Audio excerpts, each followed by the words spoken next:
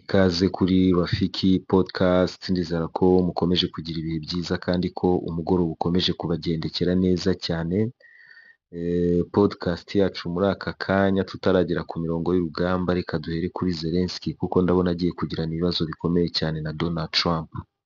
Zelensky agiye kugirana ibibazo bikomeye cyane na Donald Trump nkurikije amagambo avuze mu kanya, kuko Zelensky aravuze ati inkunga abanyamerika batugeneye ntabwo Ukraine izigera izifata nk'umwenda.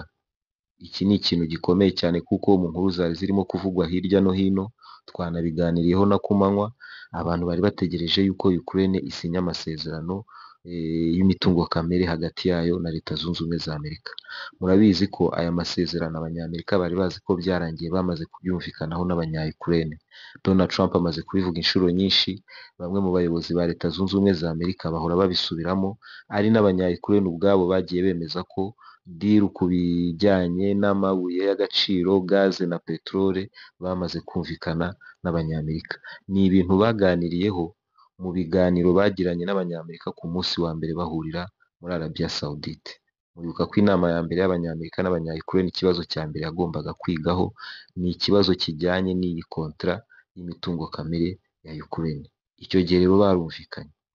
Uyu munsi rero byari byegereje ko abanya-Ukraine basinya kontra. Byari byegereje ko abanya-Ukraine basinya kontra. Kontra ubwayo twayiganiriyeho ku munsi w'ejo ndetse no kuri uyu munsi ndumva twongeye kubiganiraho. Mwarabyumvise neza ko mu by'ukuri Ukraine ni nkaho umuntu yavuga ko Ukraine irimo kunyagwa. Ukraine irimo kunyagwa, imitungo yayo abanyamerika barimo kwitwara ku ngufu.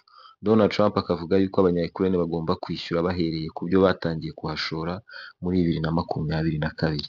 Zelensky akavuga yuko ibyo batanze kuva icyo gihe kugeza uyu munsi ni inkunga, ntabwo Ukraine izigera ibibara nkaho ari umwenda, ni inkunga. Abanyamerika niba bashaka gutangira kubara ibyo barimo guha Ukraine, ibyo nibyo Ukraine yumva yasinyana nabo. Nk'uko mubyumva rero, ni ikibazo gikomeye kigiye kuzamuka hagati ya Ukraine ndetse n'abanyamerika. Ibi bintu ntegereje kureba niba birimo gushyiraho Ukraine idasinya aya masezerano, kuko Donald Trump azahita asara none, azahita asara. Medvedev yari yabwiye Zelensky ati rwose aya masezerano nibeshya ukayasinya bazakumanika muri Maidan abanya-Ukraine.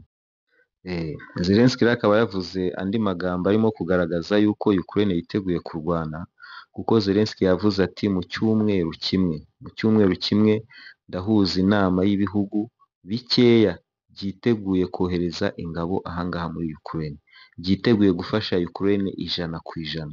Umubare w'ibihugu bihurira mu nama ugenda ugabanuka. Ubu noneho Zelensky arimo gukangisha yuko agiye guteranya inama noneho y'ibihugu byiteguye gufasha Ukraine 100% mpaka no kohereza ingabo muri Ukraine. Ikindi Zelensky yavuze ni uko yamaze kumvikana n'abanyaburayi amakuru yose y'ubutasi bafite. Ibyogajuru byabo mwabyumvise ko uyu munsi bagabye ibitero muri Kursk bakoresheje ibyogajuru by'abafaransa. Zelensky aravuga yuko amakuru y'ubutasi abanyaburayi bafite bamaze kumvikana n'abanyaburayi ko abanya-Ukraine bagiye kuyagiraho access. Murumva ko mu by'ukuri yambariye urugamba. Mwabibonye ko barenze ku masezerano nk'uko nari mbivuze, barasa gaze y'Abarusiya muri Kursk, kandi saho honyine no muri Lugansk biravugwa yuko abanya-Ukraine bashobora kuba barashe kuri peteroli y'Abarusiya. Ibi ni ibigaragaza ko Zelensky ntabwo ari muri plani ya Donald Trump. Yagize amahirwe abona abanyaburayi nabo bifuza ko akomeza intambara. Zelensky arashaka gukomeza intambara. Emmanuel Macron ari kumushyushya, Starmer ari kumushyushya, ariko ku rundi ruhande icyo ntegereje kureba ni abanya-Ukraine baraza kwanga gusinya amasezerano y'abanyamerika, ku rundi ruhande bifuza gukomeza intambara. Ese abanyaburayi baraza kwishora muri iyi ntambara nta garanti y'abanyamerika bafite? Ko aricyo kintu ndimo kubona Zelensky arimo gukangisha muri aka kanya, kuko mu mvugo za Emmanuel Macron yavuze ku munsi w'ejo ari nazo Zelensky arimo kwitwaza muri aka kanya. Emmanuel Macron yavuze yuko badakeneye kumva ibitekerezo by'Uburusiya, ntabwo bakeneye kumva icyo Vladimir Putin abivugaho. Zelensky niba yasabye ko izi ngabo zijya muri Ukraine ni igihugu cyigenga, izi ngabo zizajya muri Ukraine. So rero icyo ntegereje kureba ni Zelensky aranga gusinya aya masezerano, akomeze iyi ntambara n'Uburusiya, abanyaburayi baze muri iyi ntambara nta garanti ya Leta Zunze Ubumwe za Amerika bafite? Ni ikintu gikomeye cyo kwibazwaho, ni ikintu gikomeye cyo kwibazwaho, kuko njyewe ndahamya neza ijana ku ijana ko abanyaburayi ntibashobora kuza muri iyi ntambara nta garanti y'abanyamerika bafite. Ni nabyo abadage barimo kuvuga muri aka kanya, kuko ubutasi bw'abadage buravuga yuko abarusiya mu myaka 5 bazaba bafite ubushobozi bwo gutera neto yose muri rusange. Baravuga yuko nibatsinda intambara muri Ukraine ikarangira, bazahita badeployinga ingabo mu buryo bwihuse ku mipaka yose bafitanye n'ibihugu by'ababalte. Bakavuga yuko bajyanye n'intwaro abarusiya barimo gucura mu nganda zabo, ni intwaro mu by'ukuri zirenze izo abarusiya bakabaye bakenera. Mwarabibonye ko ejo na Vladimir Putin yatashye indi submarine kandi avuga ko n'izindi barimo kuzicura.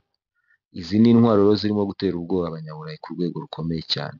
Bakavuga bati mu myaka 5 Uburusiya buraba bufite imbaraga zo gutera abanyaburayi.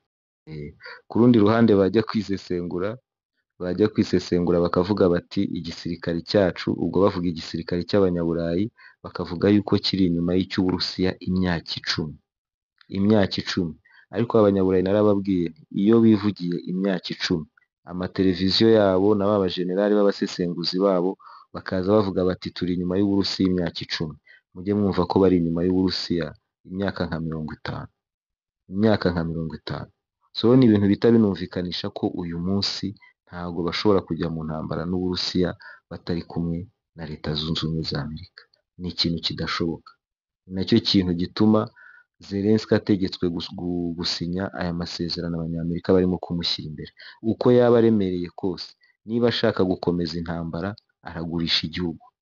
Niba adashaka gukomeza intambara, ubundi uburyo bumwe bwo kudasinya amasezerano y'abanyamerika ni uguhagarika iyi ntambara, akemera ibyo abarusiya barimo gusaba, intambara igahagararira aho ngaho, wenda abashinwa bagaha Ukraine garanti, n'ibindi bihugu bigaha Ukraine garanti yuko abanyamerika ko abarusiya batazigera babatera.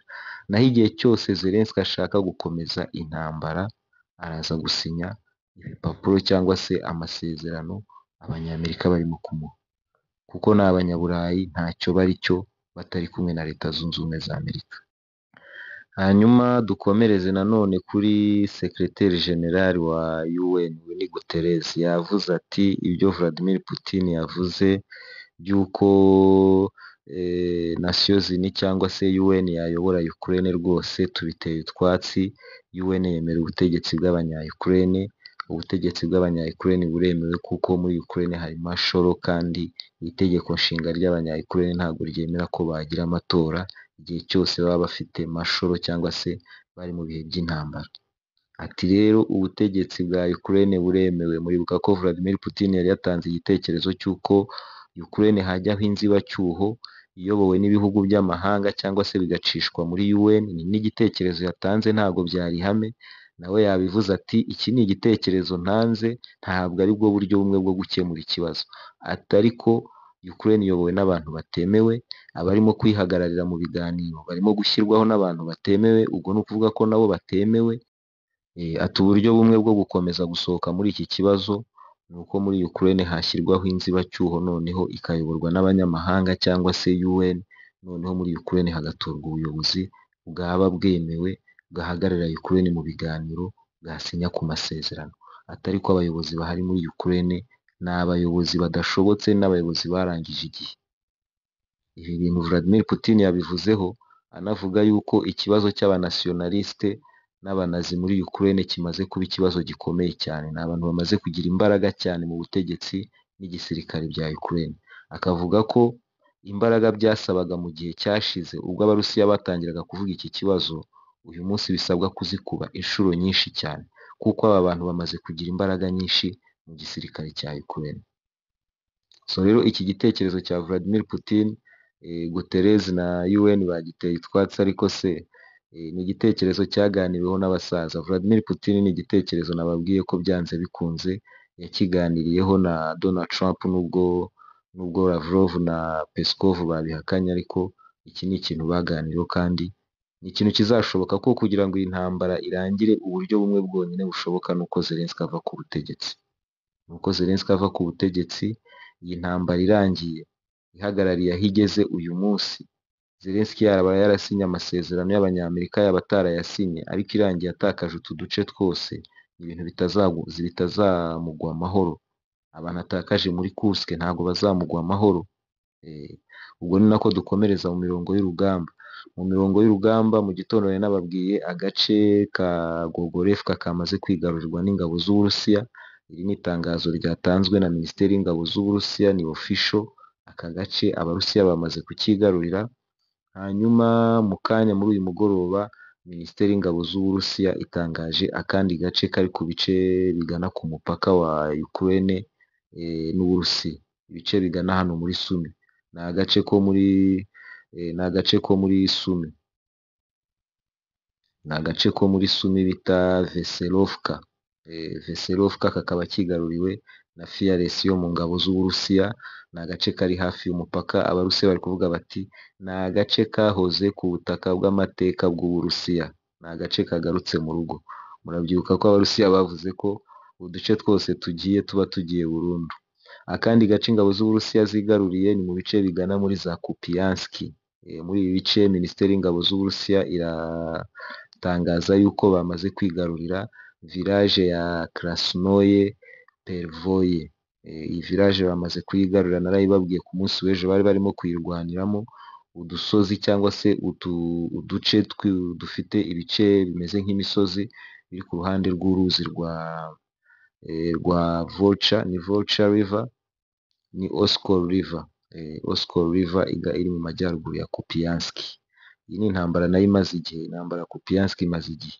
Hanyuma mu kanya Abarusiya bagabye ibitero bikomeye cyane muri Dnipropetrovsk. Habayeho guturika kugikomeza, niko na ripoti z'Abanya-Ukraine zirimo gutangaza ko mu kirere cya Dnipropetrovsk hari geranium zirenga 50 zirimo gutembera mu kirere. Ubwo ku munsi w'ejo ni tageti zitandukanye tuzaganiraho zizaba zarashweho muri Ukraine. Ahandi hantu habaye ibisa n'ibitero ariko Abarusiya batarimo kwemeza, Abanya-Ukraine bo baravuga ko Abarusiya bahagabye ibitero bakoresheje misile. Abarusiya bakavuga ko aho hantu batigeze baharasa. Ni muri centre y'umujyi rwagati muri Sumi. Ahangaha habayeho guturika inzu nini cyane bavuga ngo yari store y'intwaro z'Abanya-Ukraine. Habayeho uguturika kwaturutse ku nkongi nk'uko Abarusiya barimo kubivuga. Ni inkongi zaturutse ku kintu kitaramenyekana, zahereye ku ntwaro ntoya, kuko abari bahari baravuga yuko hagiye habanza guturika kw'intwaro n'ibisasu bito bito byaje gukurikirwa noneho n'ibisasu binini cyane. Umuriro ni mwinshi cyane, ni iturika ryakomerekeje abantu barenga 100. Muri iyi nkuru ntabwo barimo kuvuga abantu babipfiriyemo, ariko mu by'ukuri abantu barenga 100 bakomerekeye muri uku guturika. Murumva ko ni iturika ridasanzwe ryabaye ahangaha muri Sumi. Ubwo ni depo nini y'Abanya-Ukraine yagiye. Ubutasi bw'Abadage bwatangaje yuko Abarusiya bazaba bari tayari gutera Uburayi cyangwa se NATO mu myaka 5, babwita BND. BND. Abarusiya barimo kubakanga. Abarusiya biteguye kwinjiza mu gisirikare abantu 1,5 miliyoni, 1,500,000. Mu gihe cya vuba bazaba bamaze kwinjira mu gisirikare cy'Uburusiya. Ibintu birimo kubahabya, barimo kureba ifaru, Abarusiya barimo gucura indege, barimo gucura, murabizi bageze kure mu ntambara ya drone, bageze kure. Abanyaburayi baracyari mu mandazi, baracyari mu mwijima, ntabwo bazi ibyo barimo. Duhereye kuri izi nama za Emmanuel Macron, murabizi izi nama zimaze kuba nyinshi. Iyo atari Emmanuel Macron waziteguye, akenshi usanga ari Starmer waziteguye. Ku munsi w'ejo rero bakoze inama umuntu yavuga ngo ni inama ikomeye cyane, yanavuyemo imyanzuro ikomeye cyane ku buryo wavuga uti za ngabo noneho menya kera kabaye Emmanuel Macron agiye kuzohereza muri Ukraine. Kuko ku munsi w'ejo nyuma y'iyi nama Emmanuel Macron yaravuze ati ntabwo dukeneye kumva ibitekerezo bya Vladimir Putin, nta kintu dukeneye kubaza Vladimir Putin, twafashe icyemezo cyo kohereza ingabo muri Ukraine. Ingabo muri ceasefire zizarinda inyanja y'umukara, zirinde ikirere cya Ukraine, zirinde n'ahantu hari strategic. Ibi bintu bizatera ingabo z'Uburusiya ubwoba bwo kuba zatangiza ibitero kuri Ukraine y'icyo gihe, kuko izi ngabo zaba zifite n'ubushobozi bwo kuba zakwinjira mu ntambara. Emmanuel Macron agahamya neza yuko nta mpamvu yo kumva ibitekerezo by'Uburusiya kubera ko Ukraine ikeneye izi ngabo. Ibi bintu narabivuze ndababwira nti izi nama z'abanyaburayi barimo guterana umunsi ku munsi bavuga kohereza ingabo muri Ukraine kandi tubizi neza ko nta bushobozi bafite bwo kuhohereza ingabo, ni pressure barimo gushyira kuri Donald Trump. Ni pressure bari gushyira kuri Donald Trump wabimye iki? Wabimye garanti. Muribuka Emmanuel Macron yagiye muri Leta Zunze Ubumwe za Amerika, nyuma yaho hakurikiraho Stama, aba bose ikintu bari bagiye gushaka ni ugushaka garanti y'ingabo z'abanyaburayi zajya muri Ukraine no gusaba Donald Trump mu biganiro arimo kugirana n'Abarusiya kugerageza gusaba ko izi ngabo z'abanyaburayi zahabwa umwanya ahangaha muri Ukraine zikaza kugenzura iyi ceasefire. Ibi ni ibintu nababwiye ko ari pressure bari gushyira kuri Donald Trump, warabibutsa yuko hagati ye n'Uburayi harimo inyanja nini rwose, ikibazo cya Ukraine bagombye kukigiramo uruhare rero barimo kukigiramo ni uruhare njye ndimo kubona rutarimo gushimisha Donald Trump, kuko barimo gusenya umugambi we wo kurangiza intambara, bo bagashaka kubirangiza mu buryo bwabo kandi bafashijwe na Donald Trump. Donald Trump rero nawe nta kintu azabafasha, ari nayo mpamvu mvuga ko izi ngabo za Emmanuel Macron, izi ngabo za Stama ntabwo zizigera zikandagira muri Ukraine, ntabwo bizigera bishoboka, kereka Abongereza nibamo bakavuga bati tugiye mu ntambara, kuko Uburusiya bwahakanye bwasizoye. Mu magambo ya Vladimir Putin yavuze ati ntabwo tukiri cya gihugu cyo kubeshywa cyo kuba twagwa mu mitego y'abanyaburayi ngo batubeshyabeshye ngo ibiganiro muhagarike, ngo ibyo ngibyo ntabwo bizongera. Ibi bintu Vladimir Putin yarabivuze ku munsi w'ejo. Lavrov yabisubiyemo aravuga ati izi ngabo niziza muri Ukraine tuzazirasaho kahave. Nahoze mbona n'abaturage bo muri Odessa bamwe bari ku ruhande rw'Uburusiya bavuga ko izi ngabo nizihagera bazajya batanga location yazo, kuko murumva ko ngo zizaza muri Odessa kurinda inyanja y'umukara. Abaturage b'abanya Odessa bari ku ruhande rw'Uburusiya baravuze bati izi ngabo nizibeshya zikagera hano tuzajya dutanga location yazo ku Burusiya. So rero ngiyo pressure ya Emmanuel Macron arimo gushyira kuri Donald Trump. Donald Trump nawe uvuga uti aha abanyaburayi gahunda yabo ni ugukomeza intambara kugeza ku munya Ukraine wa nyuma. Elon Musk ku munsi w'ejo yabivuzeho, aravuga ati abantu barimo kugora Donald Trump, barimo gutuma Ukraine igorana ku meza y'ibiganiro. Ntiyashatse kuvuga ibihugu ibyo ari byo, ariko murumva ko n'abanyaburayi yavugaga. Ati kandi bajya kureba ku rundi ruhande ugasanga nta mwanzuro barimo kuzanira Ukraine, nta gisubizo barimo kuzanira Ukraine, bavuga bati basi byibura reka tuguhereze izi ntwaro, twohereza abasirikare nk'uko barimo kubivuga, dore uri kuburirwa n'abasirikari badakeneye garanti ya Leta Zunze Ubumwe za Amerika, ariko baze nk'uko abanya-Ukraine bari kurwana nta garanti ya Leta Zunze Ubumwe za Amerika bafite. Niba Abongereza bashaka gutabara abanya-Ukraine, kuki babanza kubaza i Washington nibohereze ingabo muri Ukraine?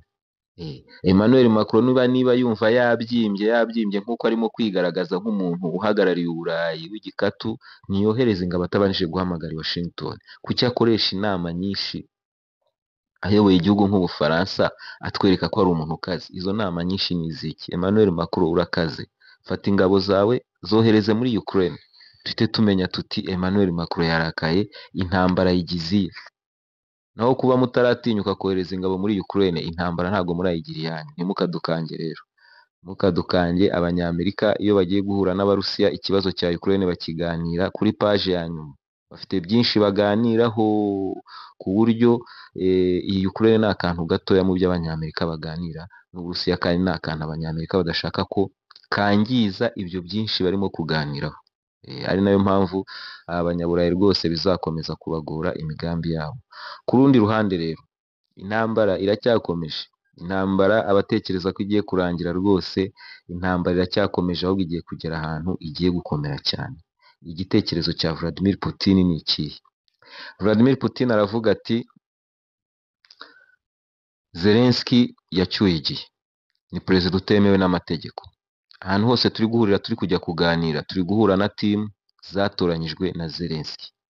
Putin akavuga ati niba Zelensky yaracyuye igihe, ni ukuvuga ko n'abantu atoranya ngo bajye mu biganiro ku ruhande rwa Ukraine nabo ntabwo bari legitime, ntabwo bemewe. Ejo cyangwa ejo bundi hazaza undi muyobozi mushya. Igitekerezo cya Vladimir Putin rero ni uko Ukraine bareba uburyo yaba iyobowe n'ibihugu by'amahanga. Aravuga ko ibi ngibi biciye muri Loni bishoboka, ikayoborwa hakajyaho inzibacyuho, amahanga akareberera Ukraine, noneho bagategura amatora y'abantu bashobora kuba baza kuganira n'Uburusiya cyangwa se gukomeza ibiganiro byo guhagarika intambara ya Ukraine.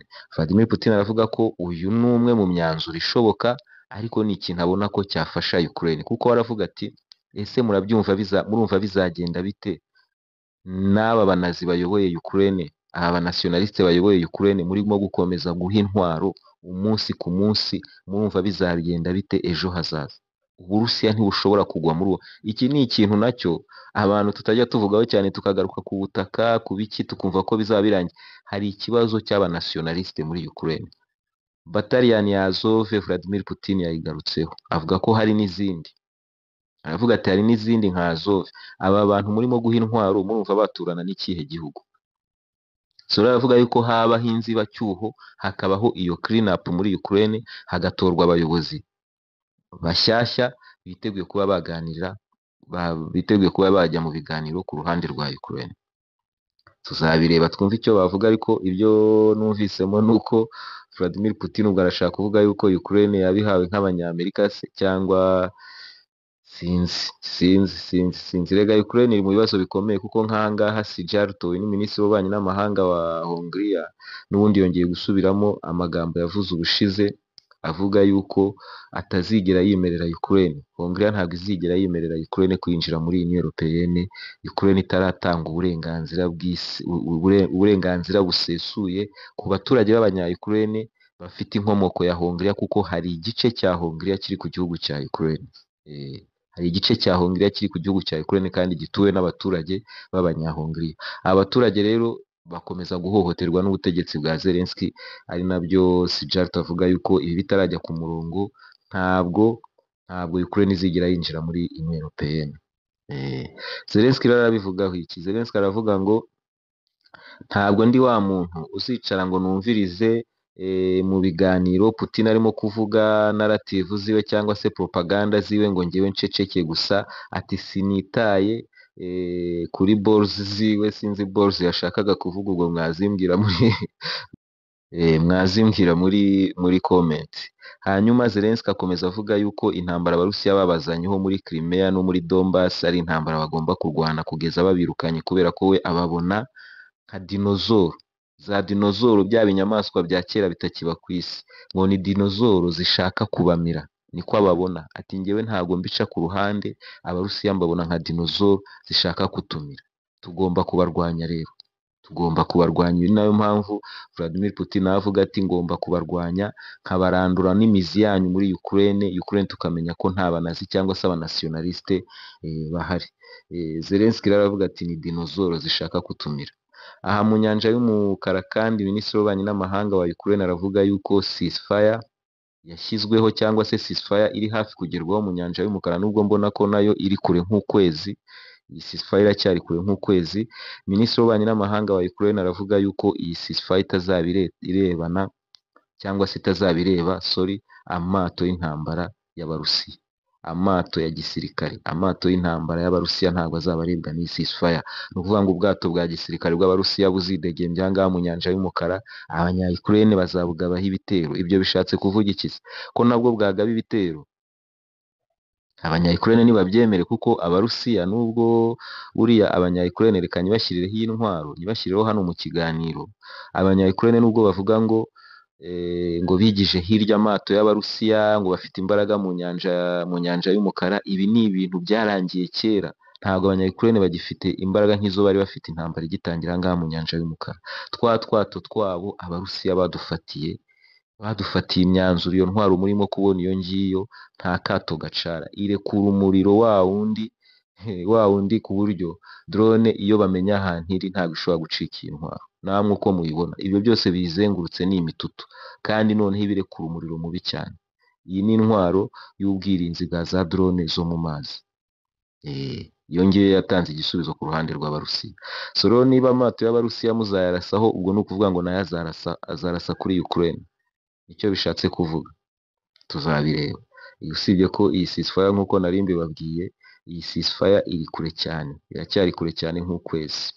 Ku munsi w'ejo Vladimir Putin yatashye ubwato cyangwa se submarine submarine iteye imbere cyane y'Abarusiya nk'uko Vladimir Putin abivuga.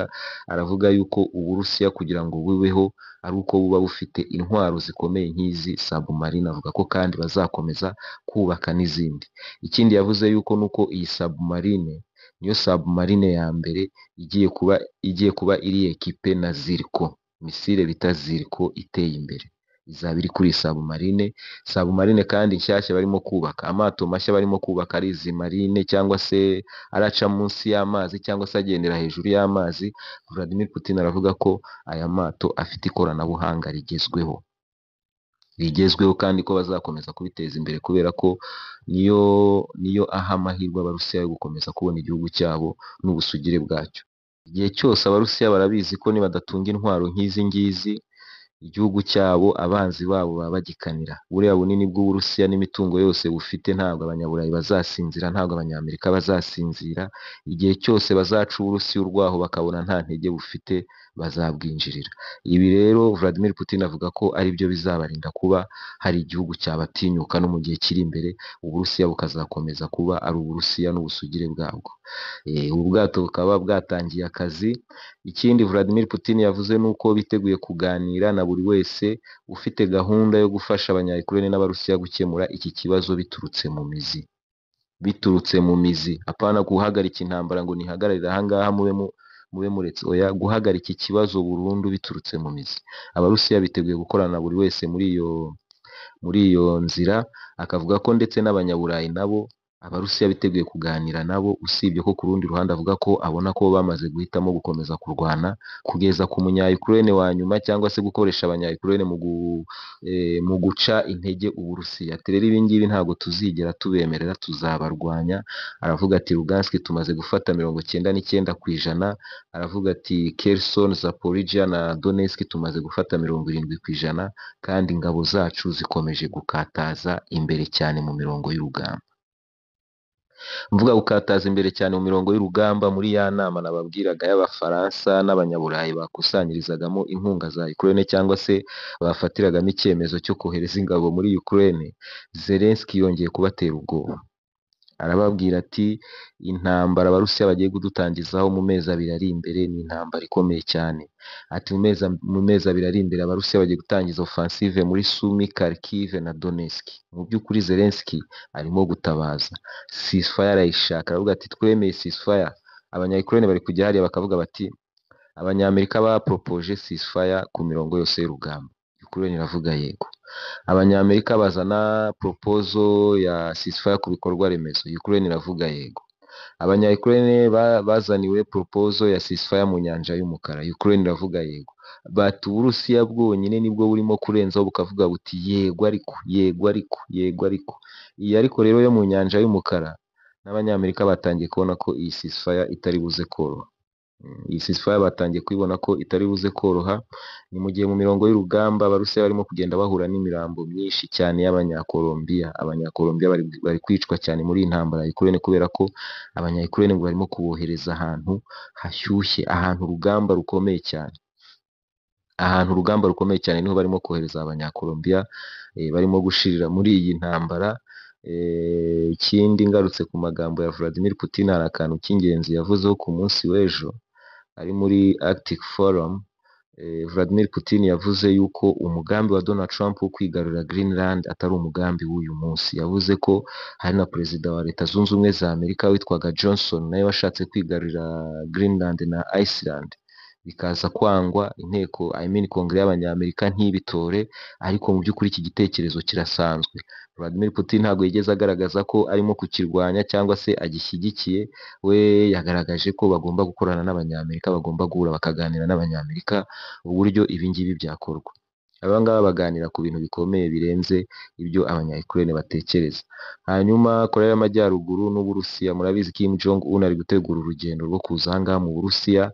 Ahangaha rero mu ruzinduko Vladimir Putin waheruka kugirira muri Korea y'Amajyaruguru, bakaba barumvikanye ko bagiye kubaka ikiraro